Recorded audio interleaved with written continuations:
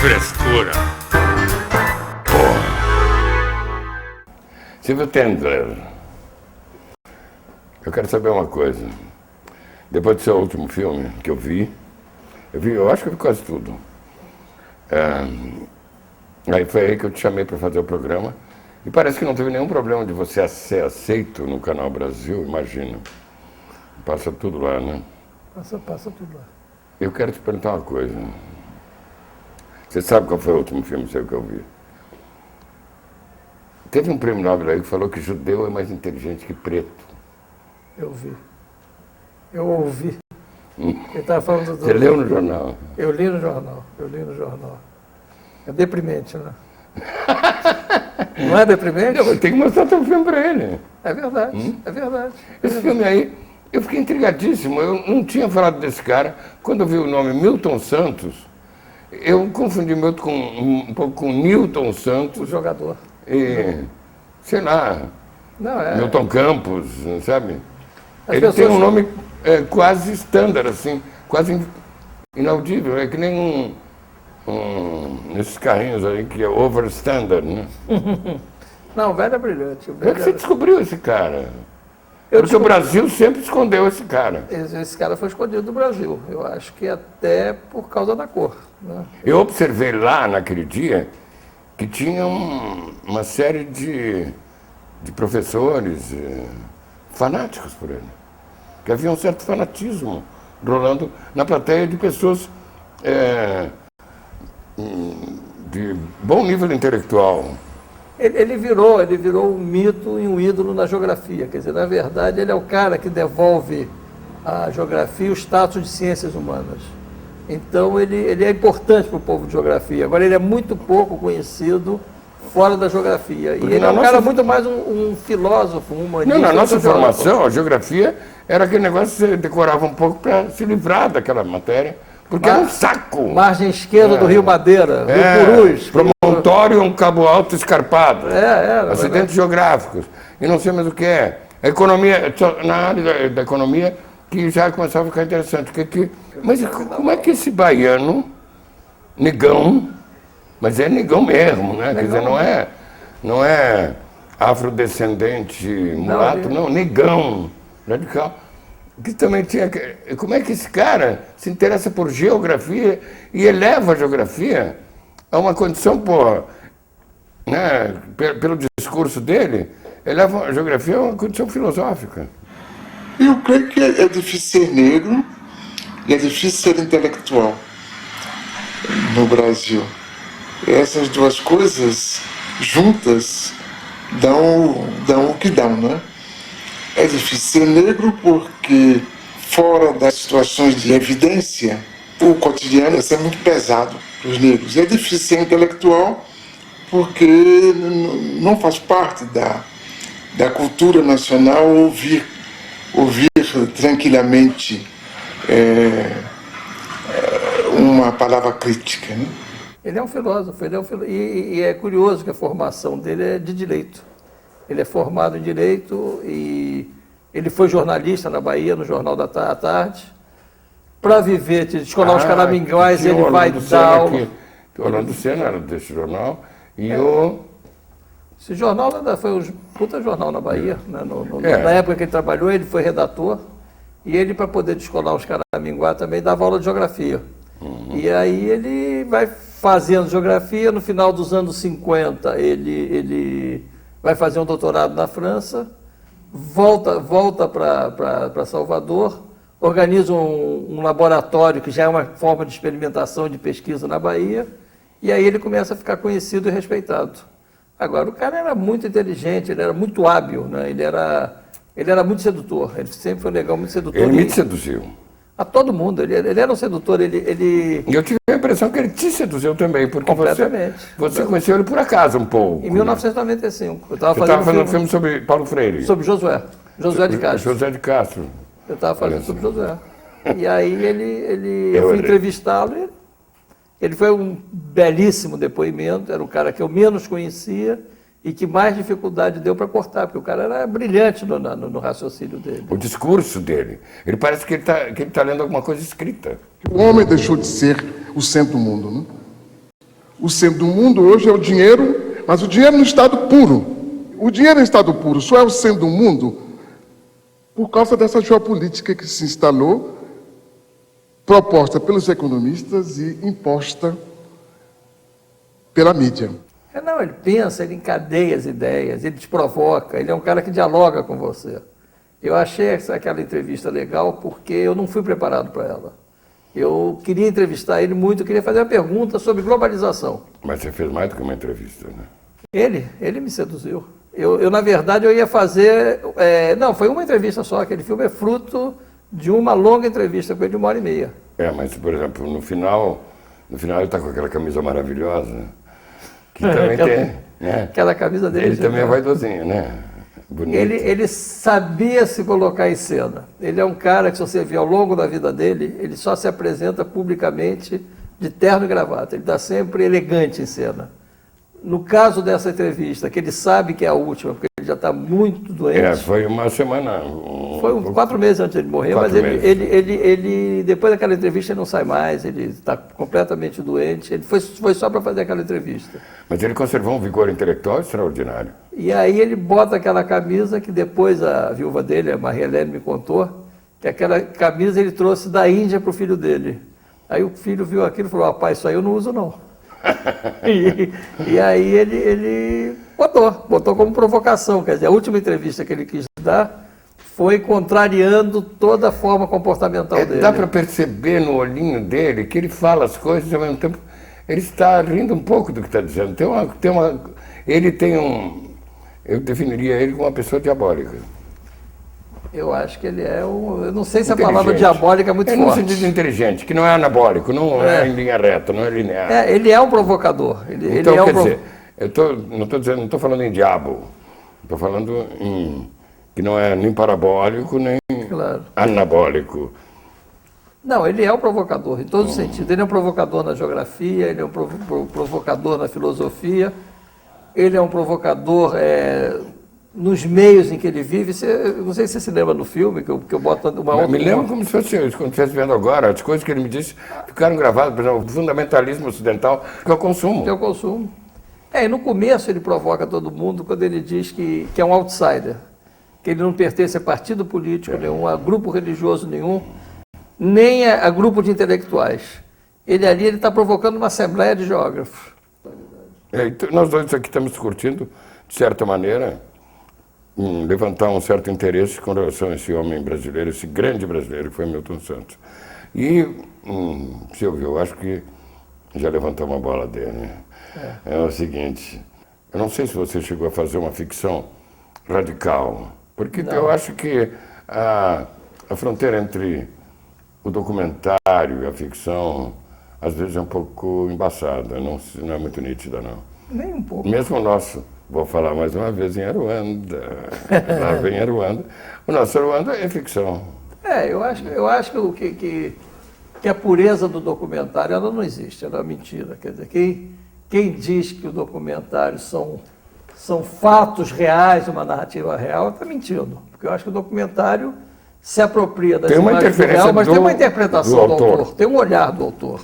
Tem um olhar do autor na hora que o cara coloca a câmera, na hora que ele edita o filme, que ele escolhe as coisas que ele vai colocar e as que ele não vai colocar, as razões pelas quais ele monta aquele material e deixa de montar outro. Quer dizer, qualquer filme é uma escolha arbitrária de um autor. Quer dizer, o documentarista, ele é tão autor quanto o ficcionista. E ainda vai para a edição, né? A edição, então... E a própria filmagem, quer dizer, as perguntas que você faz, as que você sabe e deixa de fazer para não contrariar, para não... você sabe que o cara vai parar a entrevista ali se você perguntar certas coisas. Eu acho que o documentário tem que ser assim, tem que manifestar também uma autoria. O documentário é autoral. O documentário é uma visão autoral, uma visão da realidade contada por alguém. Na verdade, não existe uma realidade abstrata em si. Quer dizer, tem uma garotada aí que adora os filmes do Robert Drill, que é o americano que fez os primeiros filmes, entre aspas, do cinema direto. E são filmes, se a gente vê hoje com a distância do tempo, são propagandas cuspidas e escarradas do Kennedy. Quer dizer, na verdade, é o uso da imagem documental para fazer uma propaganda de um político. Né? E você vê os dois, o Primárias e o Crises, que são dois documentários importantes na história do cinema, são filmes de propaganda. Então eu não acredito de maneira nenhuma na pureza do gênero. Eu acho muito mais honesto, por exemplo, uma tendência como a do Joris Ivens, Iga Vertov, que dizem que eles têm um ponto de vista participante. Quer dizer, você bota o Michael Moore nessa turma? Eu acho que o Michael Moore é um cara que induz o tempo todo. O Michael Moore ele é mais radical. Ele, na verdade, ele se precisar fazer gol de mão, ele faz. O Michael Moore, se ele estiver na pequena área sozinho, der para botar a mão ali, o braço ali, ele bota.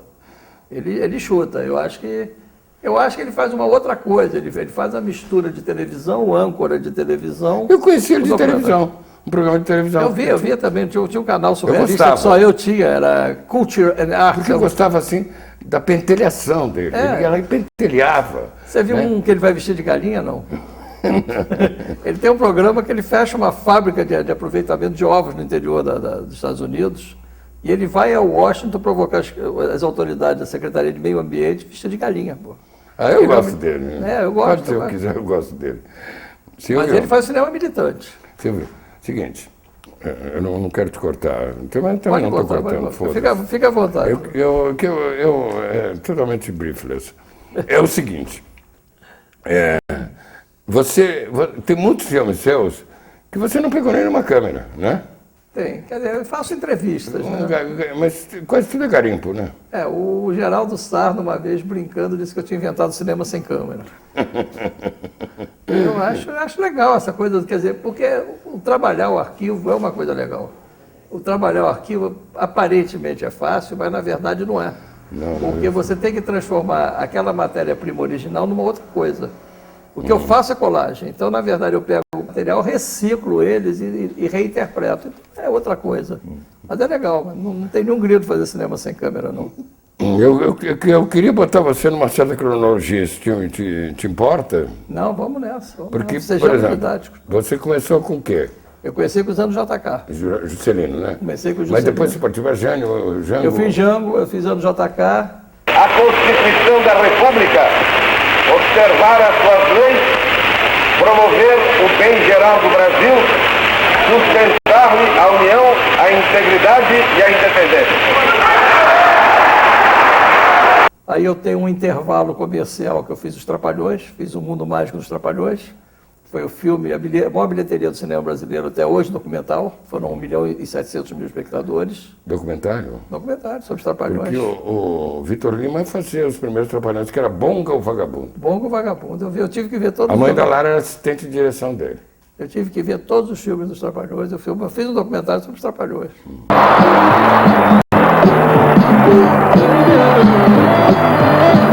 O Brasil precisa dos Trapalhões, como do Flamengo e do Corinthians. Só que essa equipe de cômicos consegue todos os domingos um público que daria para lotar 100 Maracanã. Torcida que nenhum time brasileiro consegue reunir. 20 milhões de pessoas.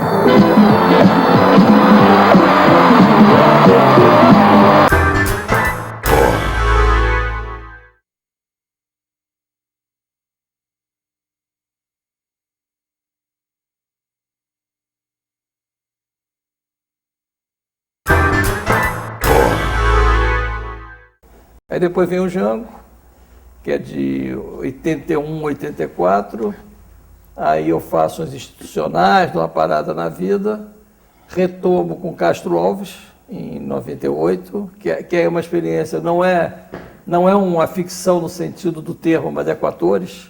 É um que eu chamo de documentário representado, porque na verdade eu queria fazer uma biografia do Castro Alves, que é fantástico. Que é a matriz dos meus personagens, né? Com que direito um homem escraviza o outro? A cor da pele faz um melhor que o outro?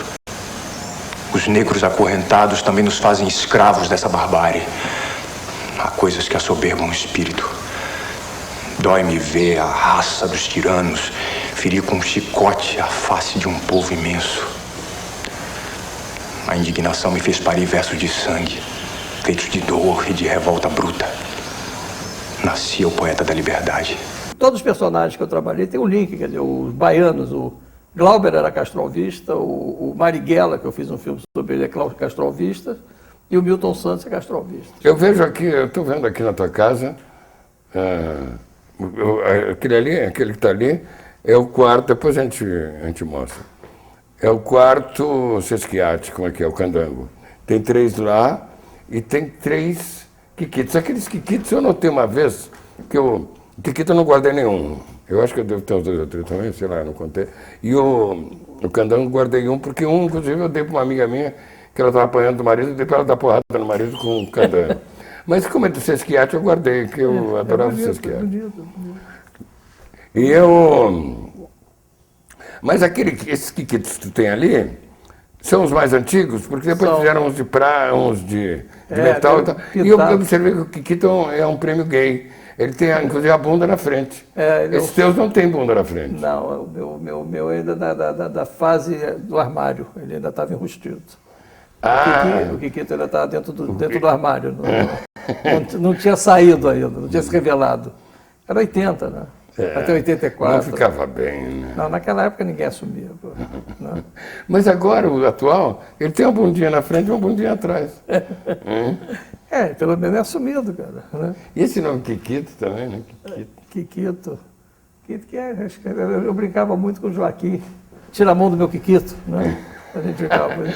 Joaquim Pedro? Não, Joaquim Vaz Carvalho. Joaquim Vaz Carvalho. Joaquim Vaz Carvalho. A gente brincava muito. Tira a mão do meu Quiquito. Amigo do Davi Neves.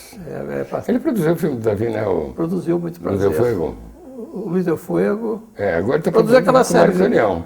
Eu acho que ele também é associado com Marisa. Ele tem produzido, eu acho que o Mauá ele produziu também. Mauá? Eu acho que o Mauá ele produziu. Ele é produtor. Eu conheci na época do Davi. Fértil, né? Eu conheci ele na época do Davi. Ele produziu, conheci nesses anos 80. Depois eu parei de ir a Gramado, porque Gramado virou uma besteira. Eu não tolero mais festival. Eu gostava... Eu ainda gosto muito de Brasília, eu gosto dos festivais pequenos. Eu gosto dos festivais que você pode conviver com as pessoas. Por exemplo, Brasília eu gosto. Brasília é um belo festival. E tem um do Espírito Santo que está bom também. Esse eu não conheço. É que não é competitivo. Esse eu não conheço. Não é competitivo, olha só. É legal, festival não competitivo. Ótimo, porque... Festival da solidariedade. Tem gente que cai na armadilha da competição. Na verdade, os artistas estão todos unidos, né? Contra a opressão. É isso que a ideia é essa, né?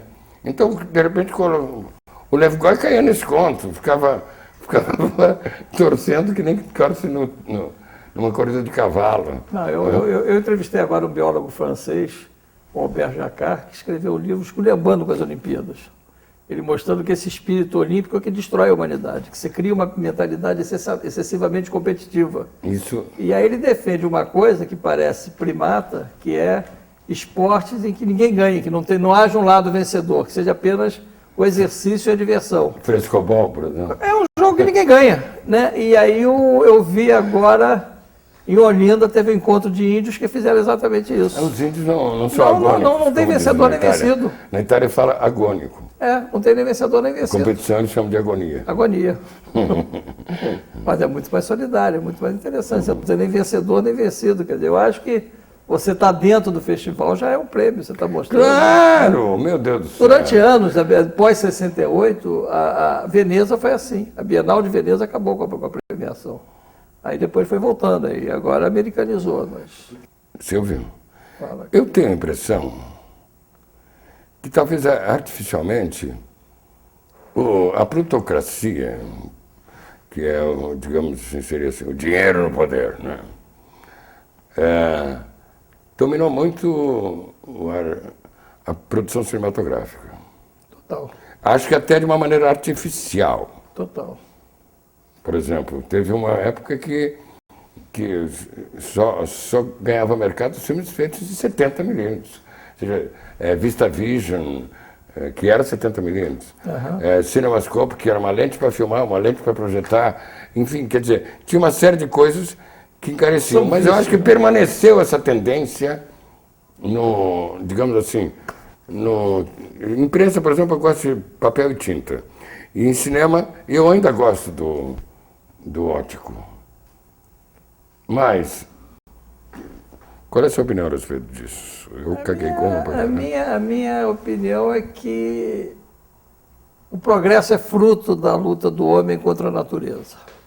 Então, eu acho que esses desenvolvimentos tecnológicos, eles são necessários para o desenvolvimento do próprio cinema. Quer dizer, Eu acho que a gente não pode rejeitá-los. E ele sempre vai acontecer, se você perceber na história do cinema, nas duas pontas. Você vai ter sempre surgindo uma tecnologia muito cara, que é a que alimenta e retroage com a indústria do entretenimento, e você vai ter uma tecnologia... Também barreira toda a ideia nova, as pessoas novas. Não, você tem... Aí que tá, você vai ter sempre a introdução de tecnologias de ponta caríssimas e tecnologias que facilitam a vida da gente. Então você hoje tem um cinema caríssimo hollywoodiano, que são filmes de 100 milhões de dólares, e você tem uma multidão de jovens fazendo cinema com esse tipo de câmera. Essa aí é uma câmera até cara e sofisticada, porque as pessoas estão trabalhando hoje. Tem gente fazendo cinema hoje com câmera fotográfica, quer dizer. Então eu acho que as tecnologias... Com um celular, entendeu? Então, eu já fiz um filme com celular da eu acho Flash. que as tecnologias são feitas para facilitar a nossa vida. A gente não pode ser escravo delas agora. Nos anos 60, quando o cinema começa a virar aquela coisa toda colorida, Technicolor, não sei o quê, você tem a câmera 16mm que vai facilitar a vida do documentário, o gravador Nagra, o som direto. Quer dizer, mas também não tinha uma distribuição, uma exibição garantida. Um filme de 16mm. Talvez certos filmes ampliados, mas assim mesmo tinha que dizer que era ampliado, isso desvalorizava um pouco no mercado. Mas esse cinema dos anos 60 vai influenciar a televisão. O cinema direto, ele vai ter um espaço na televisão durante muitos anos. Quer dizer, essa inversão da tecnologia, em que a televisão, até o final dos anos 70, ela usava como insumo os equipamentos cinematográficos. Isso facilita muito a vida dos cineastas. No final dos anos 70, com a miniaturização da eletrônica, que ela vai começar a utilizar câmeras de vídeo. E aí vai inverter a coisa, quer dizer, a televisão vai criar uma tecnologia própria, uma linguagem própria, nós ficamos meio descartados, mas logo depois o cinema vai se apropriar dessas câmeras digitais. E hoje estamos todos filmando com câmeras digitais. Nós somos assim, quer dizer, seria a revolução do suporte. A revolução do suporte. Eu sou um entusiasta das tecnologias. Olha só, aqui você falou um negócio que já me pintou uma ideia, mas de repente me seduziu o que você estava dizendo e eu parti para outra. Então vamos para outra. Diz o Zelito que quando a ideia foge da cabeça, porque ela não é porque não prestava. Zelito, aliás... Se você lembrar a noite em casa, me diga. Zelito Viana, mais engraçado que Chico Anísio. Muito mais. É o cara mais engraçado que eu conheço. Eu conheci no cinema por causa dele. Eu morava num prédio em Copacabana, ali na Raimundo Corrêa, que era um prédio histórico. Eu morava no 6º andar, 602, o Zelito morava no 402, o Paulo Alberto no 404. O Arthur da Távola. Arthur da Távola. E, pasme, em cima, no 7º andar, morava o Paulo Batata. Que Batata? hoje Eu Paulo Coelho. Paulo Coelho. Era meu vizinho. O Batata era o Paulo Coelho. E o meu primeiro filme foi o Zelito que bancou, eu fui assistente do Paulo Alberto. E aí o Zelito era o vizinho da porta da frente e bancou o filme pela Mapa. E aí nós fizemos Fantasia para Ator e TV. A Mapa. O ator era o Marcelo Cerqueira. Marcelinho! Participação especial, Leila Diniz. Uau! Eu estreiei em 68, há 40 anos atrás com esse filme. Está revelado? Esse filme existe cópia no mar. Se chama Fantasia para Ator e TV. Você, quer dizer, joga uma perspectiva aí, para a gente fechar esse negócio. Fala sobre o futuro. Eu miltonianamente sou um otimista. Eu acho que o mundo hoje ele é muito melhor do que há 100 anos atrás. Eu não tenho nenhuma saudade de nada do que eu vivi, do que eu não vivi. E tudo que eu vivi eu guardo com muito carinho. Agora, eu gosto muito da minha vida no tempo presente. Dá para perceber por essa geladeira, Bruno. Não é? Isso aí é uma parte da memória. Tem money and run. O Diário eu usava como armário para guardar as roupas. Eu adoro esse mundo, adoro essa vida. E você já foi mais feliz do que você é hoje? Não, acho que não. Tive momentos melhores, momentos piores, mas eu gosto muito do tempo que eu vivo. Eu gosto de ser feliz hoje. Eu estou te vendo hoje mais bonito que em outras ocasiões que eu te encontrei. É verdade, mas também está me vendo mais feio de outras ocasiões que eu já fui. Quer dizer, é assim mesmo a vida. Não, mas eu gosto muito do tempo presente. E acho que o futuro vai ser melhor. E de ti também você gosta mais agora? Sempre. Cada dia mais. Que bom, eu também gosto cada vez mais de ti. Muito obrigado. Obrigado, Pereio. Eu te amo. Você é um brother.